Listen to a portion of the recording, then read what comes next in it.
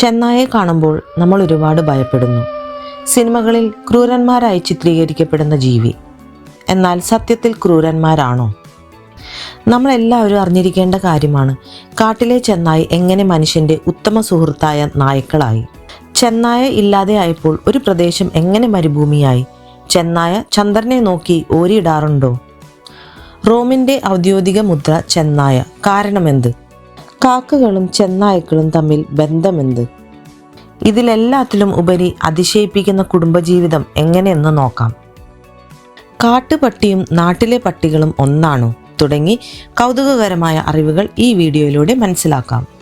കാട്ടിലെ ക്രൂരന്മാരായ ചെന്നായ്ക്കൾ എങ്ങനെ മനുഷ്യൻ്റെ ഏറ്റവും വലിയ ചങ്ങാതിയായ നായ്ക്കളായി മാറിയെന്ന് അറിഞ്ഞിരിക്കേണ്ടതാണ്. 10,000 വർഷങ്ങളായിട്ടുള്ളൂ മനുഷ്യർ കൃഷി തുടങ്ങിയിട്ട്. അതിനു മുമ്പ് വേട്ടയാടിയും പെറുക്കി തിന്നുമായിരുന്നു ജീവിച്ചിരുന്നത്. വേട്ടയാടി മനുഷ്യൻ ഉപേക്ഷിച്ച ഭക്ഷണങ്ങൾ തേടിയാണ് ആദ്യം ചെന്നായ്ക്കൾ മനുഷ്യൻ്റെ അടുത്തേക്ക് എത്തിയത്. ഇത് സംഭവിക്കുന്നത് 15,000-നും 30,000-നും വർഷത്തിനിടയിലാണ്. കാലക്രമേണ ആക്രമണ സ്വഭാവം കുറഞ്ഞു. ചെന്നായ്ക്കൾ മനുഷ്യൻ്റെ ഒപ്പം കൂടി. അവ വേട്ടയാടാൻ വേണ്ടി മനുഷ്യനെ സഹായിച്ചു. അവർക്ക് കൃത്യമായി ഭക്ഷണവും ലഭിച്ചു. തലമുറകൾ കടന്നുപോയപ്പോൾ ശരീരങ്ങളിൽ മാറ്റം വന്നു. പല്ലിൻ്റെ വലിപ്പം കുറഞ്ഞു, ചെവി മടങ്ങി, വാലുകൾ ചുരുണ്ടു. അങ്ങനെ ഇന്ന് കാണുന്ന നായ്ക്കളായി മാറി. ഒന്ന് മനസ്സിലാക്കുക, എല്ലാ നായ്ക്കളും പണ്ട് ചെന്നായ്ക്കളായിരുന്നു. ഇന്ന് കാണുന്ന വിവിധ തരത്തിലുള്ള നായ്ക്കൾ പ്രത്യേകം ബ്രീഡ് ചെയ്ത് ഉണ്ടാക്കിയതാണ്. അപ്പോൾ ഒരു സംശയം തോന്നും, കാട്ടിൽ കാണുന്ന വൈൽഡ് ഡോഗ് കാട്ടുനായകൾക്ക് മനുഷ്യർ വളർത്തുന്ന നായ്ക്കളുമായി ബന്ധമുണ്ടോ? എന്നാൽ ഇല്ല, അവയെല്ലാം വ്യത്യസ്ത ജീവികളാണ്. വീട്ടിലെ നായകൾ മാത്രമാണ് ചെന്നായിൽ നിന്ന് ഉണ്ടായത്. മനുഷ്യൻ ആദ്യമായി ഇണക്കി വളർത്തിയ മൃഗം ചെന്നായിയാണ്. അമേരിക്കയിലെ യെല്ലോ സ്റ്റോൺ നാഷണൽ പാർക്ക് ചെന്നായ്ക്കളും എൽക്കുകളും ബൈസണുകൾ തുടങ്ങിയ മൃഗങ്ങളാൽ നിറഞ്ഞതായിരുന്നു. 1920 ആയപ്പോൾ മനുഷ്യൻ്റെ വേട്ടയാടലിൻ്റെ ഫലമായി എല്ലാ ചെന്നായ്ക്കളും കൊല്ലപ്പെട്ടു. ചെന്നായ്ക്കൾ ഇല്ലാതെ ആയതോടുകൂടി എൽക്കുകളുടെ എണ്ണം അനിയന്ത്രിതമായി വർദ്ധിച്ചു. ഇവ സസ്യജാലങ്ങൾ തിന്നു തീർത്തു. നദിയുടെ തീരത്തുള്ള മരങ്ങൾ നശിച്ചതോടുകൂടി ബീവറുകൾ അണക്കെട്ടുകൾ നിർമ്മിക്കാൻ കഴിയാതെയായി. ഇത് നദികളിലെ ജലനിരപ്പിനെയും മത്സ്യസമ്പത്തിനെയും ബാധിച്ചു. ഇതോടെ പക്ഷികൾ പറന്നുപോയി. യെല്ലോ സ്റ്റോൺ നാഷണൽ പാർക്ക് മരുഭൂമി പോലെയായി തുടങ്ങി. ഇതോടെ പാർക്കിൻ്റെ അധികാരികൾ ഉണർന്നു. 1995 പാർക്ക് അധികാരികൾ ചെന്നായ്ക്കളെ പാർക്കിലേക്ക് കൊണ്ടുവന്നു. ഇതോടെ ദുർബലരാകെ വേട്ടയാടപ്പെട്ടു. നദികളും തീരങ്ങളിൽ നിന്നും മാനുകളും പോത്തുകളും മാറിയതോടെ പുഴയോരങ്ങളിൽ ചെടികളും വളർന്നു, മരങ്ങളും വളർന്നു. പക്ഷികൾ തിരിച്ചു, ബീവറുകൾ തിരിച്ചെത്തി പുഴയിൽ ചെറിയ അണക്കെട്ടുകൾ ഉണ്ടാക്കി. മണ്ണൊലിപ്പ് തടഞ്ഞു, മത്സ്യങ്ങളൊക്കെ തിരിച്ചെത്തി. ചെന്നായ എന്ന ഒറ്റ മൃഗം പ്രകൃതിക്ക് നൽകിയ ഈ സംഭാവന ശാസ്ത്രലോകത്തെ ഞെട്ടിച്ചു കളഞ്ഞു. ചെന്നായകൾ ദുർബലരായ രോഗമുള്ള ഇരകളെ വേട്ടയാടുന്നത് പ്രകൃതിയുടെ നിലനിൽപ്പിന് വലിയ ഗുണം ചെയ്യുന്നു. ഇതിനെ ശാസ്ത്രീയമായി നാച്ചുറൽ സെലക്ഷൻ അല്ലെങ്കിൽ കള്ളിംഗ് എന്നാണ് വിളിക്കുന്നത്. നമുക്കൊന്ന് പരിശോധിക്കാം. ഒരു മാനിൻ്റെയോ കാട്ടുപോത്തിൻ്റെയോ കൂട്ടത്തിൽ മാരകമായ പകർച്ചവ്യാധി ഉണ്ടെങ്കിൽ ആ കൂട്ടത്തെ മുഴുവൻ നശിപ്പിച്ചു കളയും. ചെന്നായ്ക്കൾ ഇവരെ വേട്ടയാടുന്ന വഴി ആ വർഗത്തെ സംരക്ഷിക്കുന്നു. ക്ഷീണിതരും ദുർബലരുമായ ഇരയെ പിടിക്കുന്നത് വഴി കരുത്തരായ ജീവികൾ മാത്രമേ ഇരയുടെ വർഗത്തിൽ നിലനിൽക്കുകയുള്ളൂ. ഇത് ആ വർഗത്തിൻ്റെ ഗുണമേന്മ വർദ്ധിപ്പിക്കുന്നു. ചെന്നായകളുടെ കുടുംബജീവിതം എടുത്തു പറയേണ്ട പ്രത്യേകതയാണ്. മനുഷ്യരുടേതിന് തുല്യമായ രീതിയിൽ വളരെ വൈകാരികവും അടുപ്പവുമുള്ളതുമാണ്. ഒരു ജോയിൻ്റ് ഫാമിലി സിസ്റ്റം പോലെ. തൻ്റെ ഇണ മരണപ്പെട്ടാൽ മാത്രമേ വേറെ ഇണയെ തേടിപ്പോകാറുള്ളൂ. കുഞ്ഞ് ജനിക്കുമ്പോൾ അമ്മ സംരക്ഷിക്കും, അച്ഛൻ ഭക്ഷണം കൊണ്ടുവരും. കുഞ്ഞു വളരുമ്പോൾ കുടുംബത്തിൻ്റെ മറ്റ് അംഗങ്ങൾ ചേർന്ന് നോക്കുകയും പരിശീലിപ്പിക്കുകയും കളിക്കുകയും ഒക്കെ ചെയ്യും. അപകടം വന്നാൽ കുടുംബം ഒരുമിച്ച് നിന്ന് എതിർക്കും. കുട്ടികൾ 3 വർഷം വരെ കുടുംബത്തിൽ ഉണ്ടാകും. അത് കഴിഞ്ഞാണ് സ്വന്തം കുടുംബം ഉണ്ടാക്കുന്നത്. നമ്മൾ സിനിമകളിലും മറ്റ് ഫോട്ടോകളിലും കണ്ടിട്ടുണ്ടാവും ചെന്നായ്ക്കൾ ചന്ദ്രനെ നോക്കി ഓരിയിടുന്നത്. ഇത് ശരിയാണോ? യഥാർത്ഥത്തിൽ ചന്ദ്രനും ഓരിയിടലുമായി ഒരു ബന്ധവുമില്ല. അമാവാസി ദിവസമായാലും ഓരിയിടും. ഇവ ഓരിയിടുമ്പോൾ തല ഉയർത്തിപ്പിടിക്കും. ഇത് ശബ്ദം കൂടുതൽ ദൂരത്തേക്ക് സഞ്ചരിക്കുന്നതിനാണ്. നിലാവുള്ള ദിവസം ഇങ്ങനെ ഓരിയിടുന്നത് കാണുന്നത് കൊണ്ടാണ് ചന്ദ്രനെ നോക്കി എന്ന ധാരണ ഉണ്ടായത്. ഈ ഓരിയിടുന്നത് പരസ്പരം കമ്മ്യൂണിക്കേറ്റ് ചെയ്യുന്നതാണ്. ഓരോ ചെന്നായയുടെയും ഓരിയിടൽ നമ്മുടെ കൈരേഖ പോലെ വ്യത്യസ്തമാണ്. ശാസ്ത്രജ്ഞർ ഇത് തെളിയിച്ചതാണ്. കൂട്ടം തെറ്റിയാലോ ഒത്തുകൂടാനോ അതിർത്തി അറിയിക്കാനോ ഒക്കെയാണ് ഈ ഓരിയിടുന്നത്. ചെന്നായ്കളെ പറ്റി വിവരിക്കുമ്പോൾ എടുത്തു പറയേണ്ട കാര്യം അവരുടെ കൂട്ടായ്മ. ഈ കൂട്ടത്തിൽ പുറത്തു നിന്ന് ആരുമുണ്ടാകില്ല. അച്ഛൻ, അമ്മ, അവരുടെ മക്കളും 5 മുതൽ 10 പേര് അടങ്ങിയതാണ് അവരുടെ ഗ്രൂപ്പ്. തീരുമാനങ്ങൾ അച്ഛനും അമ്മയും ചേർന്ന് എടുക്കും. അവിടെ മേധാവിത്വം ഇല്ല. ഞാൻ അച്ഛനാണ്, ഞാൻ അമ്മയാണ് എന്നുള്ള അധികാര തർക്കം ഇല്ല. ഒരുമിച്ച് തീരുമാനിക്കുന്നു. ഇന്ന് നമ്മുടെ പലരുടെയും കുടുംബത്തിൽ കാണാൻ കഴിയാത്തത് ഈ പ്രത്യേകതയാണ്. ഇവരുടെ അതിർത്തിയിലേക്ക് മറ്റ് ചെന്നായ കൂട്ടങ്ങളെ കയറ്റാറില്ല. ഈ കൂട്ടത്തെ വിളിക്കുന്ന പേരാണ് പാക്ക്. ചെന്നായകളുടെ വേട്ടയാടൽ തന്ത്രങ്ങളിലൂടെയും ഒത്തൊരുമയിലൂടെയുമാണ്. ഇരയെ കണ്ടെത്തിയാൽ പ്രകോപിപ്പിക്കുന്നു. ഇര ഭയന്ന് ഓടാൻ തുടങ്ങിയാൽ മാത്രമേ പുറകെ കൂടാറുള്ളൂ. ഇരയുടെ പുറകെ നിശ്ചിത വേഗത്തിൽ ഓടുന്നു.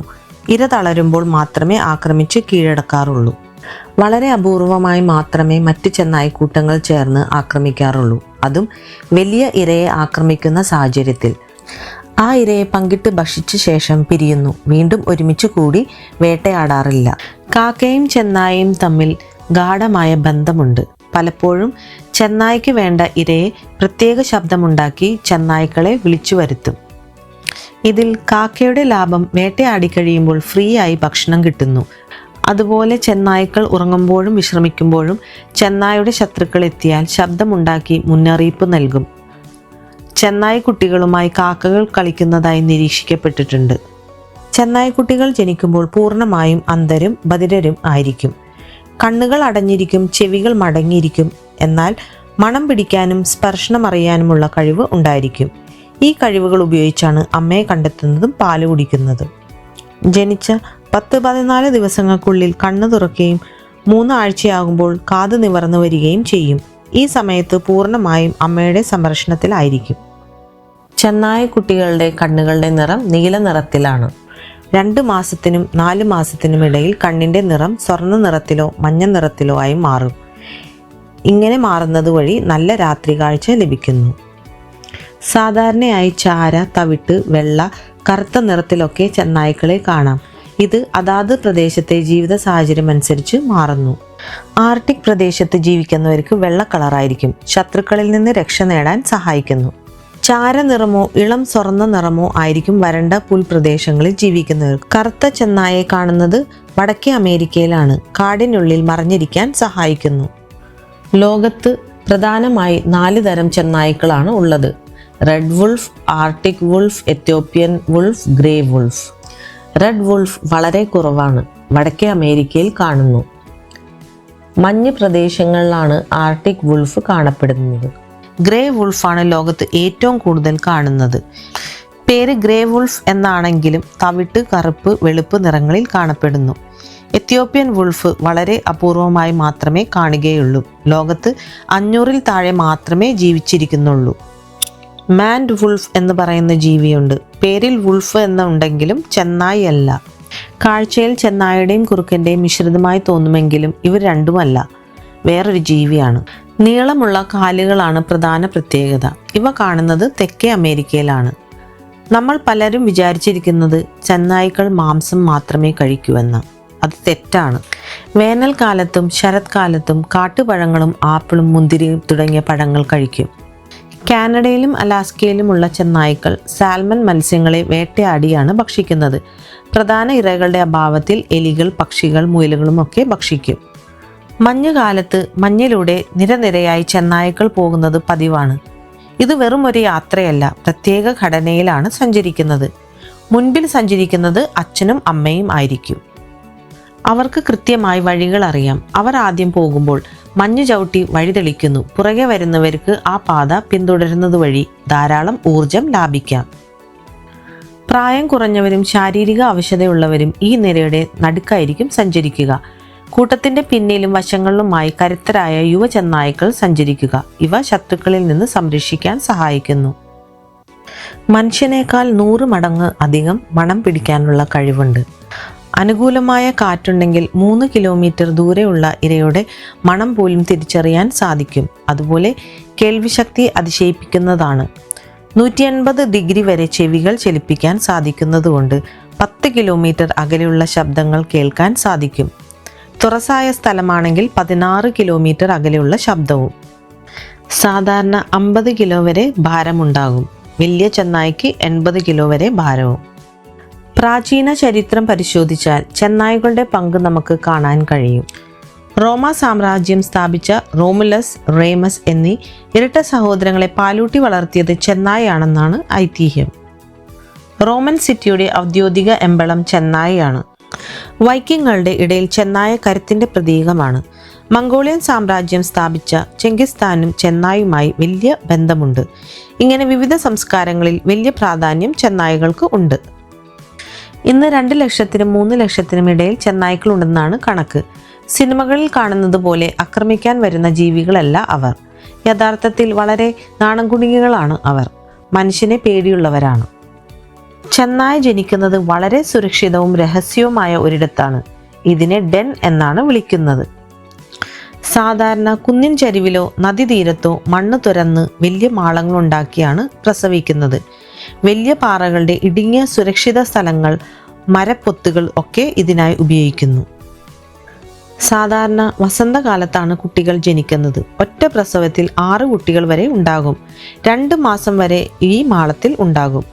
വേട്ടക്കാരുടെ കണ്ണിൽ പെടാതിരിക്കാൻ ഭക്ഷണാവശിഷ്ടങ്ങൾ മാളത്തിന്റെ അടുത്ത് ഉപേക്ഷിക്കാറില്ല. 2 മാസം കഴിഞ്ഞ് തുറസായ സ്ഥലത്തേക്ക് ജീവിതം മാറുന്നു. പ്രകൃതിയിൽ ചെന്നായെ വേട്ടയാടി പിടിക്കുന്ന ജീവികൾ കുറവാണ്. കടുവകൾ ചെന്നായെ വേട്ടയാടി പിടിക്കും. കരടികൾ ചെന്നായെ വേട്ടയാടി പിടിക്കുന്നില്ലെങ്കിലും ചെന്നായ വേട്ടയാടി പിടിച്ച ഭക്ഷണത്തിനായി പോരാടുമ്പോൾ ചെന്നായകൾക്ക് ജീവൻ നഷ്ടപ്പെടുന്നു.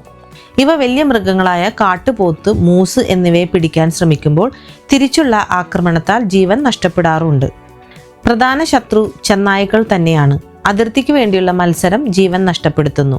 ചരിത്രപരമായി നോക്കിയാൽ മനുഷ്യർ തന്നെയാണ് ചെന്നായുടെ എണ്ണം കുറയാൻ പ്രധാന കാരണം. ഓരോ ചെന്നായ്ക്കൂട്ടത്തിനും അതിർത്തികളുണ്ട്. അതിർത്തികൾ നിശ്ചയിക്കുന്നത് മൂത്രമൊഴിച്ചാണ്. പാതകളുടെ നടുവിലോ കുന്നിൻ്റെ മുകളിലോ മലമൂത്ര വിസർജനം നടത്തുന്നത് മറ്റു ഗ്രൂപ്പുകൾക്ക് കാണുവാനും അതിർത്തിയാണെന്ന് അറിയിക്കുവാനുമാണ്. ഓരോ ചെന്നായ്ക്കും സ്വന്തമായ മണമുണ്ടെങ്കിലും ആ ഗ്രൂപ്പ് മുഴുവനും ഒരേപോലെയുള്ള മണമാണ് ഉള്ളത്. ഇത് ഗ്രൂപ്പുകൾക്ക് മനസ്സിലാക്കാൻ കഴിയും. ചില സമയത്ത് ചീഞ്ഞ മാംസത്തിലോ മറ്റും കടുത്ത മണമുള്ള വസ്തുക്കളിൽ കിടന്ന് ഉരുളും. ഇത് സ്വന്തം ശരീരഗന്ധം മറച്ചുവെച്ച് ഇരയെ തേടുന്നതിനും വേട്ടക്കാരിൽ നിന്ന് രക്ഷപ്പെടുന്നതിനും സഹായിക്കുന്നു. ചെന്നായെക്കുറിച്ച് ഇത്രയും കേട്ടപ്പോൾ എന്തു തോന്നുന്നു? നിങ്ങളുടെ അഭിപ്രായങ്ങൾ വീഡിയോയുടെ കീഴിൽ പ്രതീക്ഷിക്കുന്നു.